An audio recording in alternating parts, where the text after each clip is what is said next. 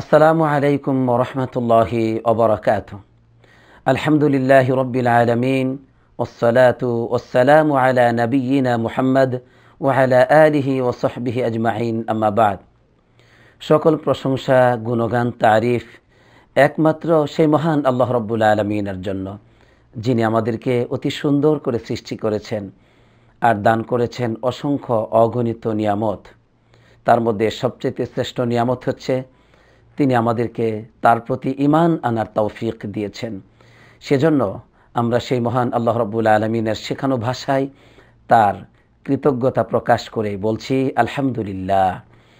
অতঃপর সালাত এবং সালাম পড়ছে আমাদের রাসূলের উপর, যাকে আল্লাহ রাব্বুল আলামিন আমাদেরকে অন্ধকার পথ থেকে আলোর পথ দেখানোর জন্য, শিরিক ও কুফরের পথ থেকে সতর্ক করে তাওহীদ এবং ঈমানের আলোর পথ দেখানোর জন্য প্রেরণ করেছেন। সেই রাসূলের উপর আমরা সকলেই পড়ছি সাল্লাল্লাহু আলাইহি ওয়াসাল্লাম। আমার প্রাণপ্রিয় ভাই ও বন্ধুগণ, আমরা মসজিদ নববীর খুতবার অনুবাদ শুরু করছি। যিনি খতিব ছিলেন তিনি হচ্ছেন ফদিলাতুশ শেখ আব্দুল্লাহ বিন আব্দুর রহমান আল বুআইজান হাফিজাহুল্লাহ।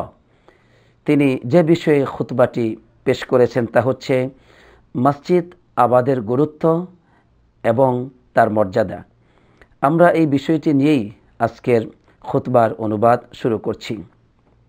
সম্মানিত খতিব সাহেব তিনি এই খুতবাতে বেশ কয়েকটি গুরুত্বপূর্ণ দিক বলেছেন। প্রথমেই তিনি মসজিদ আবাদকারীদের চরিত্র, যা কোরআনুল কারিমে আল্লাহ রাব্বুল আলামিন বর্ণনা করেছেন, তা উল্লেখ করেছেন। এরপরে মসজিদ থেকে যারা মানুষকে বাধা দেয় বা মসজিদকে ধ্বংস করার প্রচেষ্টা চালায়, তাদের জন্য শাস্তির ঘোষণা রয়েছে, তাও তিনি উল্লেখ করেছেন। এরপরে মসজিদ আবাদ আমরা কিভাবে করব, তার পদ্ধতি তিনি বর্ণনা করেছেন। পরিশেষে জামাতে নামাজ আদায় করার এক অত্যন্ত গুরুত্বপূর্ণ একটি আলোচনা পেশ করেছেন। আমরা আমাদের এই খুতবার অনুবাদ থেকে সেগুলো শুনব ইনশাআল্লাহ। প্রিয় দর্শক, আমাদের সাথেই থাকুন। ইমাম সাহেব বলছেন যে আল মাসাজিদু বুয়ুতুল্লাহি সুবহানাহু ওয়া তাআলা ওয়া আহাব্বুল বিকাই ইলাইহি। মসজিদ সমূহ হচ্ছে আল্লাহ রাব্বুল আলামিনের ঘর, আর এই পৃথিবীতে আল্লাহর কাছে সবচেয়ে প্রিয় স্থান এবং প্রিয় ভূখণ্ড হচ্ছে মসজিদ সমূহ। এই মসজিদ নির্মাণ করা হয় একমাত্র আল্লাহ রাব্বুল আলামিনের গোলামি করার জন্য, সালাত আদায় করার জন্য এবং আল্লাহর জিকির করার জন্য। সুবহানাল্লাহ।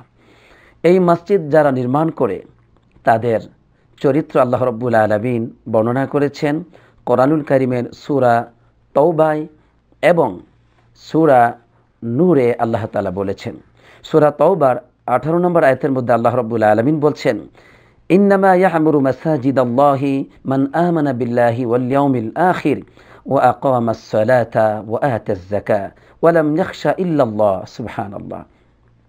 নিঃসন্দেহে যারা আল্লাহ রাব্বুল আলামিনের মসজিদ আবাদ করে, তারা এক আল্লাহ তাআলার প্রতি বিশ্বাসী, আখিরাতের প্রতি বিশ্বাসী, তারা নামাজ আদায়কারী, যাকাত আদায়কারী, আর ওয়া লাম ইয়াখশা ইল্লাল্লাহ, আল্লাহ তাআলাকে ব্যতীত আর পৃথিবীর কাউকে তারা কখনো ভয় করে না। সুবহানাল্লাহ।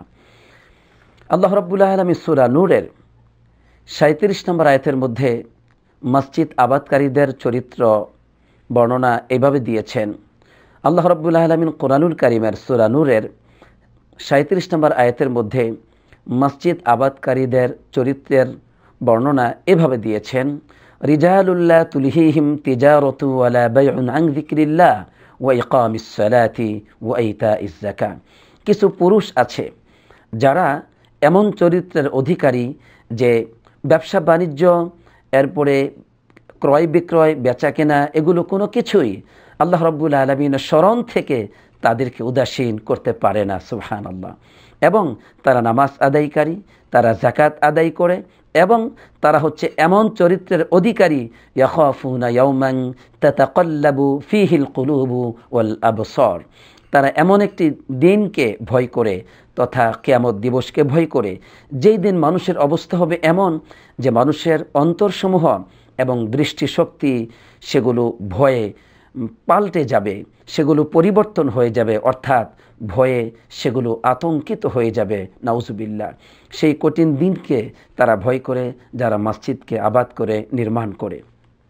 প্রিয় বন্ধুগণ, সম্মানিত খতিব সাহেব মসজিদ আবাদকারীদের চরিত্রের বর্ণনা দেওয়ার পর তিনি এক শ্রেণীর মানুষ যারা মসজিদ থেকে মানুষকে বাধা প্রদান করে মসজিদকে ধ্বংস করার প্রচেষ্টা চালায় তাদের কি শাস্তি দুনিয়াতে আখিরাতে, এই মর্মে কোরআনুল কারীমের সূরাতুল বাকারার 114 নম্বর আয়াতটি তেলাওয়াত করেছেন।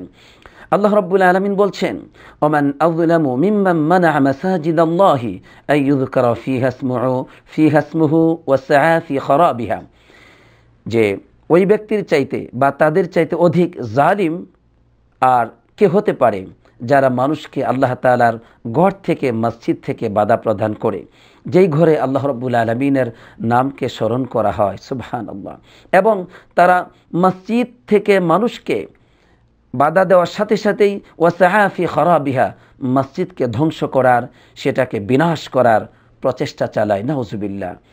এদের কি শাস্তি হবে এ সম্পর্কে আল্লাহ রাব্বুল আলামিন বলছেন যে লাহুম ফিদ দুনিয়া খিজিয়ুন ওয়া লাহুম ফিল আখিরাতি আযাবুন আযীম, তাদের জন্য এই দুনিয়াতেও, এই পার্থিব জগতেও রয়েছে অপমান এবং লাঞ্ছনা। নাউজুবিল্লাহ। আর আখিরাতে রয়েছে কঠিন শাস্তি, ভয়ঙ্কর আযাব। নাউজুবিল্লাহ। সুতরাং মসজিদ থেকে আমরা কখনো মানুষকে বাধা দিব না, এবং মানুষ আল্লাহর ঘরে তারা ইবাদত করবে, সেই ঘরকে আমরা কখনো ধ্বংস করার প্রচেষ্টা চালাবো না। হে আল্লাহ, তুমি আমাদেরকে এমন নেককারজনক এবং নির্লজ্জ এবং ভয়ঙ্কর অপরাধ থেকে আমাদেরকে তুমি হেফাজত করো, আমিন। আমার প্রাণপ্রিয় মুসলিম ভাই বোনেরা, সম্মানিত খতিব সাহেব বলছেন যে মসজিদ আল্লাহ রাব্বুল আলামিনের ঘর এবং পৃথিবীতে সবচেয়ে সম্মানিত ঘর।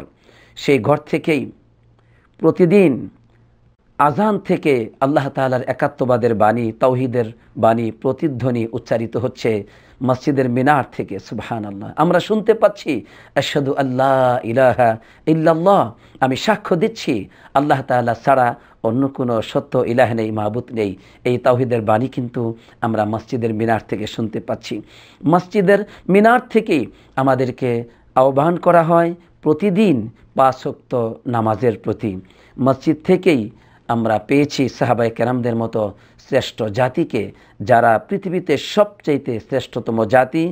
জ্ঞান এবং আমলের দিক থেকে তারা কিন্তু সর্বপ্রথমেই ইসলামের মসজিদ নামক বিদ্যাপীঠ থেকেই, বিদ্যালয় থেকেই তারা এই উন্নত চরিত্র এবং জ্ঞান চর্চা শিক্ষা গ্রহণ করেছিল। সুবহানাল্লাহ।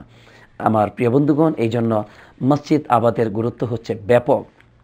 তাই সম্মানিত খতিব সাহেব তিনি মসজিদ আবাদ, এটা যে একটি ফজিলতপূর্ণ, একটি মহা গুরুত্বপূর্ণ ও সম্মানিত একটি কাজ আল্লাহ রাব্বুল আলামিনের কাছে, সেই সম্পর্কে তিনি বলছেন যে ইন্না মিন আফদলি ওয়া আজাল্লিল আমালি ওয়া আযমিহা মানজিলাতান ইনদাল্লাহ ইমারাতুল মাসাজিদি বুয়ুতিল্লাহি সুবহানাহু ওয়া তাআলা, যে আল্লাহ রাব্বুল আলামিনের কাছে সবচাইতে সম্মানিত, গুরুত্বপূর্ণ এবং শ্রেষ্ঠতর একটি আমল হচ্ছে মসজিদ আবাদ করা, মসজিদ নির্মাণ করা।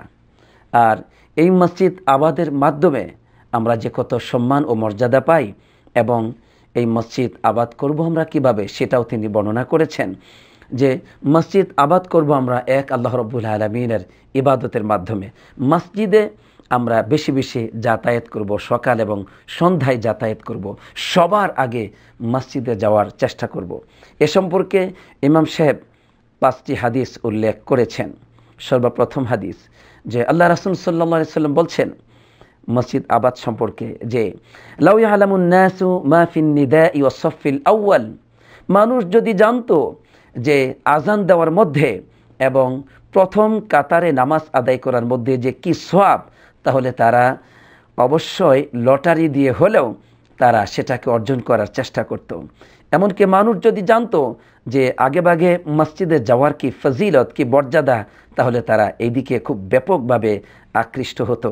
এমনকি ওয়ালাউ ইয়ালামুনা মা ফিল আতামাতি ওয়াস সুবহি লাআতাউহুমা ওয়ালাউ হাবওয়ান, মানুষ যদি জানতো যে এশার সালাতে এবং ফজরের সালাতে কি যে মহা ফজিলত, কি যে মহা পুরস্কার, তাহলে তারা কিন্তু হামাগুড়ি দিয়ে হলেও তারা মসজিদে এশারের সালাত এবং ফজরের সালাত জামাতবদ্ধভাবে আদায় করত, সুবহানাল্লাহ। অথচ এত ফজিলত থাকার পরেও আমি এবং আমরা অধিকাংশ মুসলমানগণ ফজরের সালাত এবং এশারের সালাত কিন্তু আমরা মসজিদে আদায় করতে যাই না, ঘরেই আদায় করে নেই। এটা কখনো উচিত নয়। আমরা কিন্তু নিজেদেরকে ঠকাচ্ছি। অসংখ্য অগণিত মহাপুরস্কার থেকে নিজেদেরকে বঞ্চিত করছি। এমন বঞ্চিত করা কিন্তু কখনো জ্ঞানী মানুষের উচিত নয়। সুতরাং আমরা মসজিদে গিয়েই এই সমস্ত নামাজগুলো আদায় করব এবং প্রথম কাতারে নামাজ আদায় করার চেষ্টা করব। হে আল্লাহ, তুমি আমাদেরকে সেই তৌফিক দান করো, আমিন। আমার প্রাণপ্রিয় মুসলিম বন্ধুগণ, দ্বিতীয় হাদিস ইমাম সাহেব এরপরে আরেকটি হাদিস উল্লেখ করেছেন, যেই হাদিসের মধ্যে রাসূলুল্লাহ সাল্লাল্লাহু আলাইহি ওয়াসাল্লাম বলছেন, আলা আদুল্লুকুম আলা মা ইয়ামহুল্লাহু বিহি আল খাতায়া ওয়া ইয়ারফাউ বিহি আদ-দারাজাত।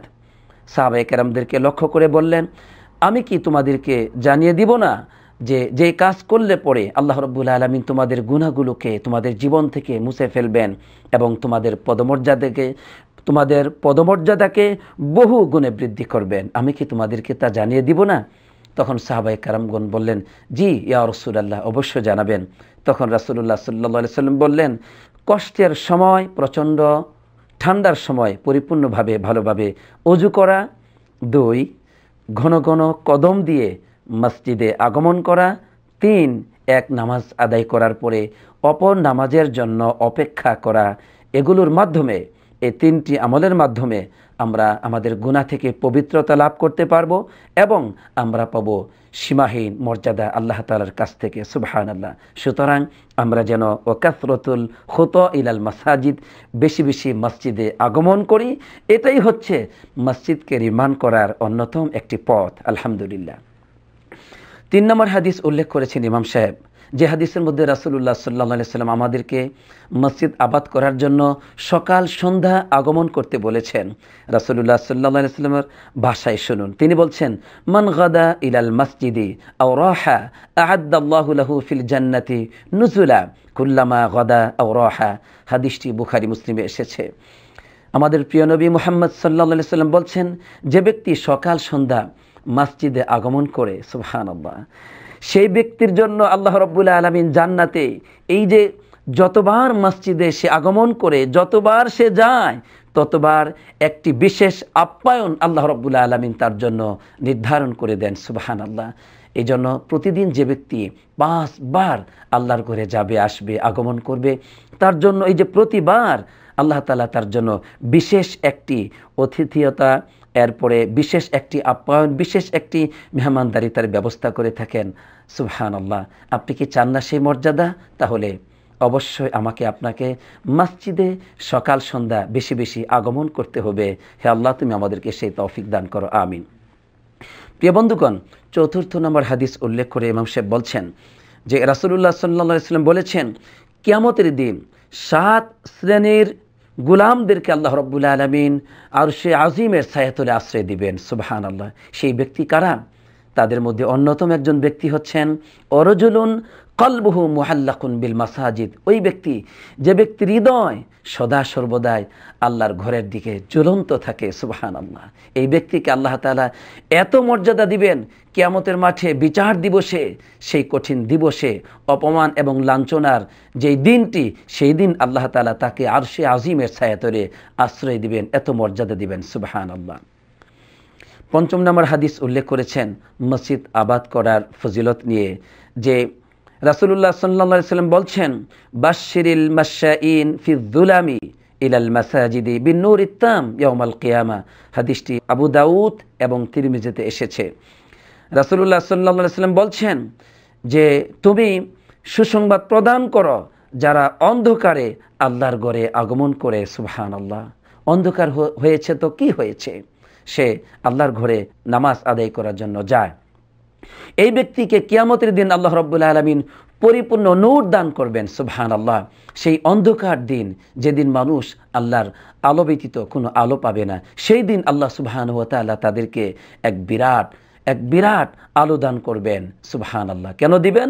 যেহেতু তারা অন্ধকার হলেও তারা ঘরে বসে নামাজ আদায় করে নাই, বরং আল্লাহর ঘরে অন্ধকারকে উপেক্ষা করে আগমন করেছে, আল্লাহকে সেজদা দিয়েছে। সুবহানাল্লাহ। সুতরাং আমরা আল্লাহর কাছে প্রার্থনা করতে পারি, হে আল্লাহ, তুমি আমাদেরকে তোমার ঘরকে আবাদ করার তৌফিক দান করো, আমরা যেন সকাল সন্ধ্যা সদা সর্বদাই তোমার ঘরে আগমন করতে পারি, অন্ধকার হলেও আমরা যেন তোমার ঘরে যেতে পারি, প্রথম কাতারে গিয়ে আমরা যেন প্রতিযোগিতা করে নামাজ আদায় করতে পারি, সেই তৌফিক তুমি আমাদেরকে দান করো, আমিন। এখানেই ইমাম সাহেব প্রথম খুতবাটির সমাপ্তি ঘটিয়েছেন। পরিশেষে তিনি বলছেন যে তোমরা আল্লাহর ঘরের জন্য কিছু সময় নির্ধারণ করে দাও, বিশেষ করে ফরজ ইবাদতগুলো তোমরা আল্লাহর ঘরে গিয়েই আদায় করবে। হে আল্লাহ, তুমি আমাদেরকে সেই তৌফিক দান করো, আমিন।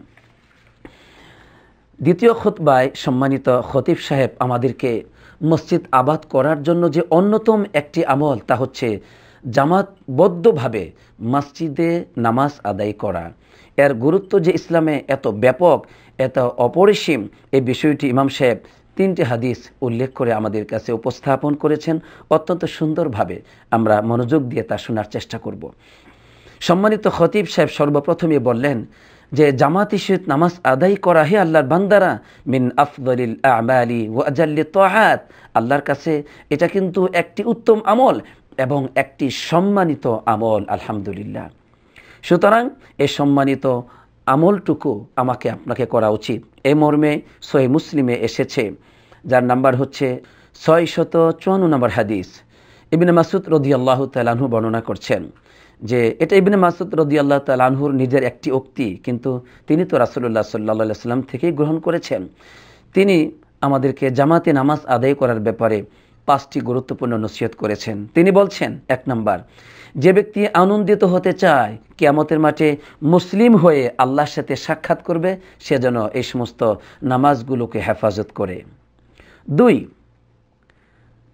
ঘরে নামাজ আদায় করা উচিত নয়, বরং মসজিদে নামাজ আদায় করাই হচ্ছে রাসূলুল্লাহ সাল্লাল্লাহু আলাইহি ওয়াসাল্লামের একটি আদর্শ। সুতরাং তিনি বলছেন, ওয়ালাউ তারাকতুম সুন্নাতা নাবিয়্যিকুম লাদালালতুম, তোমরা যদি মসজিদে গিয়ে নামাজ আদায় না করো, ঘরে যদি নামাজ আদায় করো, তাহলে তোমরা তোমাদের রাসূলের সুন্নাহকে পরিত্যাগ করলে। আর যদি রাসূলুল্লাহ সাল্লাল্লাহু আলাইহি ওয়াসাল্লামের সুন্নাহ তথা তোমাদের নবীর সুন্নাহকে তোমরা যদি পরিত্যাগ করো, তাহলে তোমাদের ক্ষতি হলো এই, লাদালালতুম, তোমরা পথভ্রষ্ট হয়ে যাবে, নাউজুবিল্লাহ। আজকে লক্ষ্য করুন, কত মানুষ আমরা মসজিদে গিয়ে নামাজ আদায় করছি না, ঘরে অলস্যতা করে নামাজ আদায় করছি। এটা উচিত নয়, বরং এটা তো পথভ্রষ্টতার অন্যতম একটি লক্ষ্য, নাউজুবিল্লাহ। 3 নম্বর বলছেন যে মসজিদে যে ব্যক্তি যাবে এবং সে তার প্রতিটি কদমে কদমে কি সওয়াব পাবে, একটি কদম দিলে পরে একটি সওয়াব পায়, এরপরে তার একটি মর্যাদা আল্লাহর কাছে বৃদ্ধি পেয়ে যায়। 3, তার একটি গুনাহ আল্লাহ তাআলা ক্ষমা করে দেন, সুবহানাল্লাহ। তিনি বলছেন যে আমাদের জামানায় একমাত্র মুনাফিক ব্যতীত জামাত থেকে কেউ পিছনে থাকে নাই। একমাত্র মুনাফিক যারা ছিল, আল্লাহর প্রতি যাদের ঈমান ছিল না, বেঈমান ছিল, তারাই কেবলমাত্র শুধুমাত্র নামাজ জামাতের সহিত নামাজ আদায় করাকে পরিত্যাগ করেছে, আমাদের সাথে নামাজ আদায় করা মসজিদে পরিত্যাগ করেছে মুনাফিকরা, নাউজুবিল্লাহ। সুতরাং ঘরে নামাজ আদায় করা, এটা ইবনে মাসউদ রাদিয়াল্লাহু তাআলা আনহুর মতে এটা মুনাফিকদের অন্যতম একটি চরিত্র, নাউজুবিল্লাহ। হে আল্লাহ, এত বড় বিপদ থেকে আমাদেরকে তুমি বাঁচাও, আমিন।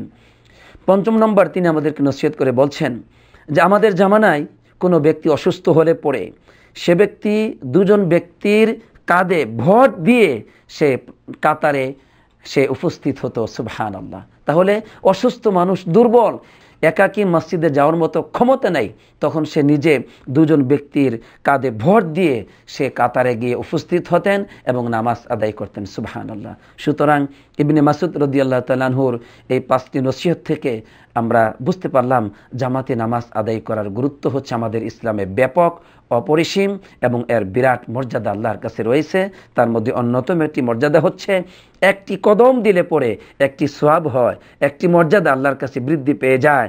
3, আমার একটি গুনাহ কিন্তু আল্লাহ তাআলা ক্ষমা করে দেন, সুবহানাল্লাহ।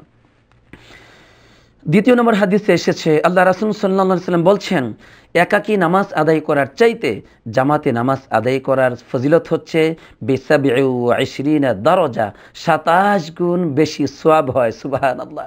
একজন মানুষ ঘরে নামাজ আদায় করলো আর আরেকজন মানুষ মসজিদে গিয়ে জামাতে নামাজ আদায় করলো, এই ব্যক্তি 27 গুণ বেশি সওয়াব পাবে। সুতরাং একজন জ্ঞানী ব্যক্তি কখনো এত বড় ফজিলত থেকে নিজেকে কখনো বঞ্চিত করতে পারে না।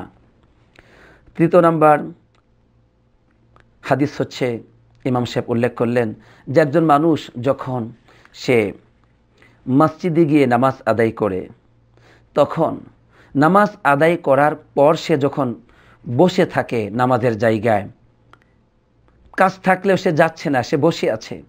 রাসূলুল্লাহ সাল্লাল্লাহু আলাইহি ওয়াসাল্লাম বলছেন, ফাইদা সাল্লা, একজন মানুষ যখন নামাজ আদায় করা শেষ করে, লাম তাজালিল মালাইকাতু তুসাল্লি আলাইহি মা দামা ফি মুসাল্লাহু, একজন ফেরেশতা তার জন্য আল্লাহর কাছে দোয়া করতে থাকে যতক্ষণ পর্যন্ত ওই গোলামটি নামাজের জায়গায় বসে থাকে। কি বলতে থাকে? আল্লাহুম্মা সাল্লি আলাইহি আল্লাহুম্মা আরহামহু, হে আল্লাহ তোমার এই গোলামকে তুমি ক্ষমা করে দাও, তোমার এই গোলামের প্রতি তুমি দয়া করো। সুবহানাল্লাহ, সুবহানাল্লাহ। ফেরেশতাদের দোয়া, তারা পবিত্র গোলাম, তাদের দোয়া কিন্তু কবুল করা হয়। সুতরাং আমাকে উচিত যে আমরা নামাজ আদায় করার পরে তাড়াহুড়া প্রবণ না হয়ে আমরা সেখানে বসে থাকবো, কিছু সময় আল্লাহর তাসবিহ তাহলিলগুলো তেলাওয়াত করবো ইনশাআল্লাহ। প্রিয় বন্ধুগণ, আল্লাহ রাসূল সাল্লাল্লাহু আলাইহি ওয়াসাল্লাম আরো বললেন, ওয়ালা ইয়াজালু আহাদুকুম ফি সালাতিন মান তাযারা আস-সালাহ। সুবহানাল্লাহ। একজন মানুষ মসজিদে গিয়েছে, এরপরে জামাত শুরু হয়নি, সে বসে আছে জামাতে নামাজ আদায় করার জন্য। রাসূলুল্লাহ সাল্লাল্লাহু আলাইহি ওয়াসাল্লাম বলেন, যতক্ষণ পর্যন্ত ওই ব্যক্তি নামাজের জন্য অপেক্ষামান থাকে, নামাজ আদায় করলে যে সওয়াব হয় সেই সওয়াব তার আমল নামায় লেখা হতে থাকে। সুবহানাল্লাহ, সুবহানাল্লাহ। কি ফজিলত আল্লাহ তাআলা দিয়েছেন মসজিদে গিয়ে নামাজ আদায় করার। আল্লাহু আকবার। প্রিয় বন্ধুগণ, এতক্ষণ পর্যন্ত আমরা শুনলাম মসজিদে গিয়ে জামাতবদ্ধভাবে নামাজ আদায় করার কি ফজিলত ইসলামে রয়েছে। ইমাম সাহেব এবার খুতবার শেষ প্রান্তে পৌঁছে গেছেন। তিনি বলছেন যে এই করোনার দুর্যোগপূর্ণ মুহূর্তে মুসলমানগণও ব্যাপকভাবে তারা কষ্টের মধ্যে রয়েছে এবং তারাও ব্যাপকভাবে আক্রান্ত হয়েছে, যার ফলে জামাতে নামাজ আদায় করার এই কাজটি, এই নিয়ামতটি তাদের জন্য বন্ধ হয়ে গিয়েছিল। কিন্তু আল্লাহর ফজল এবং করমে এখন আল্লাহ তাআলা এই রাস্তাকে, এই পথকে মুসলমানদের জন্য আবারও খুলে দিয়েছেন। মসজিদের দরজাগুলো খোলা হয়ে গেছে। আলহামদুলিল্লাহ, আলহামদুলিল্লাহ। সুতরাং তোমরা আল্লাহ রাব্বুল আলামিনের শুকর আদায় করো এবং আল্লাহর কাছে তোমরা ইহা প্রার্থনা করো, বাকি যতটুকু এখনও অবশিষ্ট আছে করোনার আক্রমণ, আল্লাহ তাআলা যেন সেটা তার দয়া অনুগ্রহ দিয়ে তিনি তা উঠিয়ে নেন। এই কথা বলেই তিনি আজকের খুতবাটি শেষ করেছেন। এরপরে তিনি আমাদের জন্য দোয়া করেছেন এবং তিনি আমাদেরকে নসিহত করেছেন যে তোমরা আল্লাহর দিকে ফিরে যাও এবং আল্লাহ রাসূলের ডাকে তোমরা সাড়া দাও, তাহলে তোমরা ভাগ্যবান হতে পারবে, তোমরা সরল সঠিক পথ অর্জন করতে পারবে। বিশেষ করে হাফিজু আলাল ফরাইদি, তোমরা সদা সর্বদাই আল্লাহ রাব্বুল আলামিনের ফরজ ইবাদতকে হেফাজত করো। আমার প্রাণপ্রিয় মুসলিম ভাই বোনেরা, আমরা এতক্ষণ পর্যন্ত শুনেছি মসজিদ নববীর খুতবার অনুবাদ। যিনি খতিব ছিলেন তিনি হচ্ছেন ফজিলাতুশ শেখ আব্দুল্লাহ বিন আব্দুর রহমান আল বুআইজান হাফিজাহুল্লাহ।